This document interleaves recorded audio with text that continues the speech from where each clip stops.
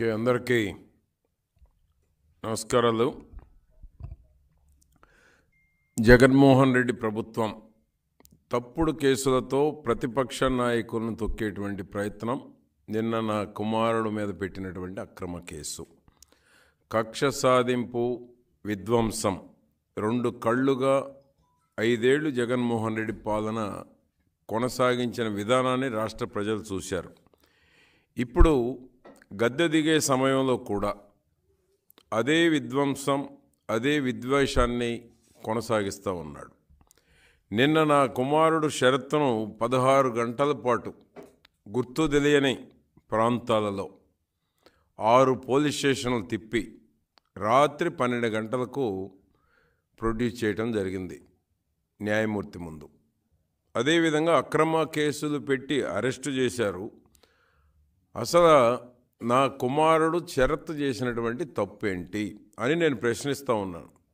చిలకలూరుపేటలో 5 సార్లు పోటీ చేశాను, 3 సార్లు గెలిచాను మంచి మెజారిటీతోటి. స్వతంత్ర చరిత్రలో పేటలో ఏ ఒక్కరూ చేయని అభివృద్ధిని చంద్రబాబు నాయుడు గారి నాయకత్వంలో తెలుగుదేశం పార్టీ ఆధ్వర్యంలోనే చేసి చూపించాం. రాజకీయంగా ప్రజాక్షేత్రంలో నన్ను ఎదుర్కోలేక అక్రమ కేసులు పెట్టి నా కుమారుణ్ణి అరెస్టు చేసి నన్ను నైతికంగా ఇబ్బంది పెట్టాలనే ప్రయత్నం స్పష్టంగా కనపడుతూ ఉంది. మీ బెదిరింపులకు భయపడేది లేదు. నేను న్యాయాన్ని, ధర్మాన్ని నమ్ముకొని ముందుకెళ్తున్నాను. నేను నమ్ముకున్న న్యాయం, ధర్మం నాకు అండగా ఉండటం ఈ రాష్ట్ర ప్రజలు చూడబోతున్నారు. మీరు అరాచకాలు, అకృత్యాలనే నమ్ముకున్నారు. అవే మిమ్మల్ని తొక్కిపెట్టడం కూడా తథ్యం. చిలకలూరుపేట అభివృద్ధి కోసం, ప్రజల కోసం ఎంతవరకైనా పోరాడతాం. నాకు టికెట్ ప్రకటించిన 24 గంటల్లో నా కుమారుడిపై కేసు పెట్టారు. 24 గంటలు తిరక్కముందే కుమారుడి మీద, కుటుంబ సభ్యులందరి మీద కేసు పెట్టారు. AP state director of revenue intelligence ఎవరి ఆధీనంలో ఉంది? ప్రభుత్వానికి సంబంధం లేకుండా రెవెన్యూ ఇంటెలిజెన్స్ సృష్టించి ఎందుకోసం, ఎవరిని ఇబ్బంది పెట్టడానికి? ప్రభుత్వ ప్రేరేపిత ఉగ్రవాదానికి నా కుమారుడిపై పెట్టిన కేసు డిఆర్ఐ వ్యవస్థ రూపకల్పనే సాక్ష్యం. వ్యవస్థలను విచ్ఛిన్నం చేసి తన వికృత చేష్టలకి జగన్మోహన్ రెడ్డి ప్రభుత్వ యంత్రాంగాన్ని వాడుకుంటున్నారు. జగన్ రెడ్డి చేస్తున్నటువంటి కుట్రలు, కుతంత్రాలు తెలుగుదేశం పార్టీ నా ఆత్మస్థైర్యాన్ని, చిలకలూరుపేట విజయాన్ని దెబ్బతీయలేవు. జగన్మోహన్ రెడ్డి తెలుసుకోవాల్సినటువంటి విషయాలు. ఎందుకంటే చిలకలూరుపేటలో ఎదుర్కోలేక, చిలకలూరుపేటలో విజయం వన్ సైడ్ ఉందనేటువంటి తట్టుకోలేక నా కుమారుడిపై, కుటుంబ సభ్యులపై బురద జల్లటమే ధ్యేయంగా పెట్టుకున్నటువంటి ఈ డిఆర్ఐ కుట్ర కేసు.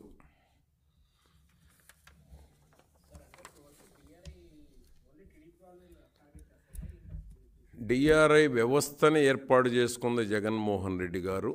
ప్రతిపక్ష పార్టీ నాయకుల్లో ఎవరైతే సమర్థత ఉన్నారో, ఎవరినైతే దెబ్బతీయాలి, ఎవరి మీద కుట్ర చేయాలి, ఎవరి మీద బురద చల్లాలి, ఎవరి మీద అక్రమ కేసులు పెట్టాలి, దానికోసం రూపకల్పనే ఈ డిఆర్ఐ, ఏపీ స్టేట్ డిఆర్ఐ. కేవలం దానికోసమే ఏర్పాటు చేసుకున్నాడు జగన్మోహన్ రెడ్డి గారు. డిఆర్ఐ వ్యవస్థ ఏర్పాటు చేసినటువంటి దగ్గర నుంచి ఈ రోజు వరకు కూడా తెలుగుదేశం పార్టీ నేతలే లక్ష్యంగా డిఆర్ఐ పనిచేస్తూ ఉంది. నోటీసులు ఇవ్వలేదు. నాకు సీటు ప్రకటించిన 24 గంటల్లో కేసు రిజిస్టర్ చేశారు. రిజిస్టర్ అయినటువంటి కేసు ఆన్లైన్లో పెట్టలేదు, మాకెక్కడ నోటీసు ఇవ్వలేదు. ఇది జరిగినటువంటి వాస్తవం.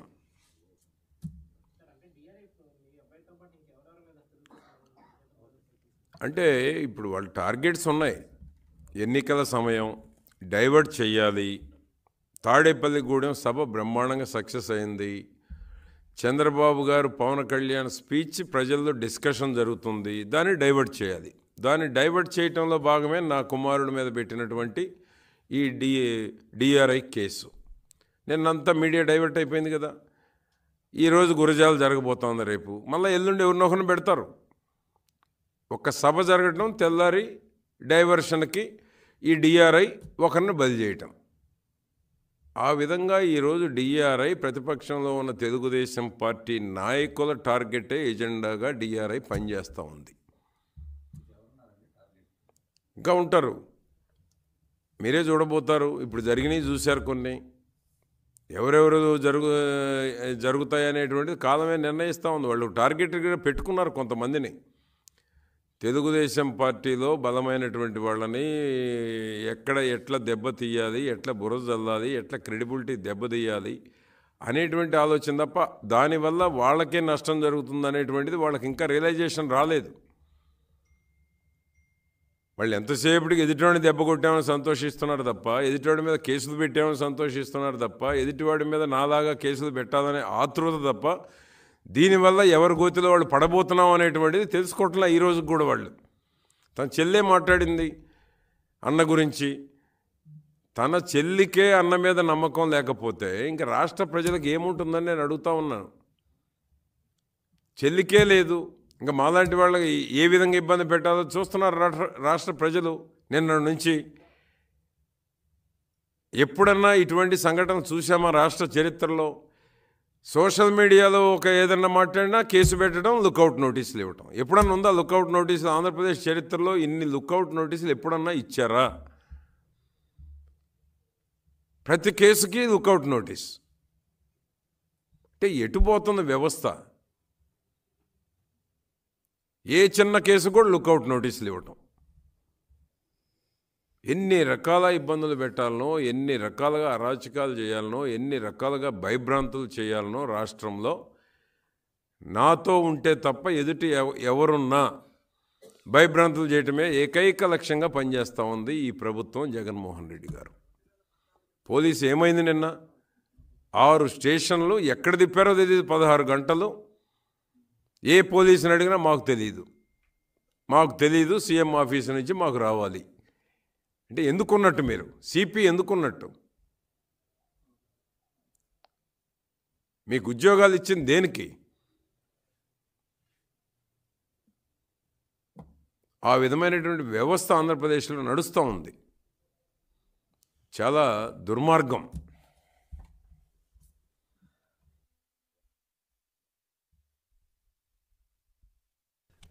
అందరికీ నమస్కారం. నిన్న